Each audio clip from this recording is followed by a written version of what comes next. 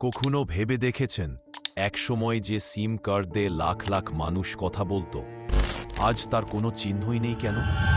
হঠাৎ করেই কেন এয়ারসেল সিম ভারতের বাজার থেকে হারিয়ে গেল? আজ বলবো এয়ারসেল সিম পতনের সেই রহস্য যা খুব কম মানুষই জানে। 2000 সালের শুরুর দিকে এয়ারসেল ছিল তরুণদের প্রিয় নেটওয়ার্ক।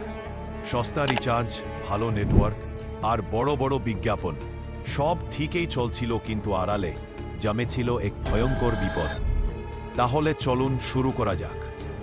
এয়ারসেল ধীরে ধীরে ডুবে যাচ্ছে 20,000 কোটি টাকার ধারের বোঝায়।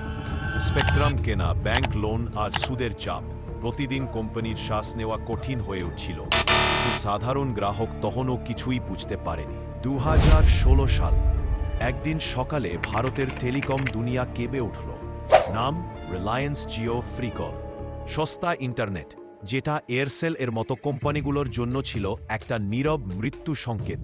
গ্রাহকরা একে একে এয়ারসেল ছেড়ে চলে যেতে লাগলো। যখন সবাই 4G নিয়ে ব্যস্ত, এয়ারসেল তখনও আটকে ছিল 2G আর 3Gতে। 4G আনতে দরকার ছিল হাজার কোটি টাকা, যা এয়ারসেলের হাতে আর ছিল না।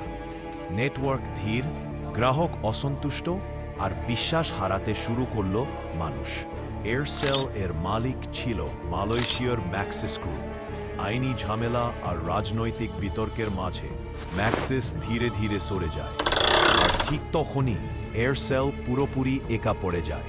বাঁচার শেষ চেষ্টা হিসেবে এয়ারসেল চেয়েছিল রিলায়েন্স কমিউনিকেশনসের সঙ্গে মিশতে, কিন্তু এত টাকা ধারের বোঝাং আর মামলার জালে সেই পরিকল্পনাও ভেঙে যায়। এটাই ছিল শেষ আশার আলো নিভে যাওয়া। এরপর শেষ সময় 2018 সালে এয়ারসেল নিজেকে দেউলিয়া ঘোষণা করে। কোনো বিদায় বার্তা নেই, কোনো সতর্কতা নেই। হঠাৎ করেই কোটি কোটি সিম হয়ে যায় নিষ্ক্রিয়। এয়ারসেল মারা যায়নি একদিনে, ওকে ধীরে ধীরে হত্যা করেছে ঋণ প্রতিযোগিতা, ভুল সিদ্ধান্ত আর নীরব বিশ্বাসঘাতকতা।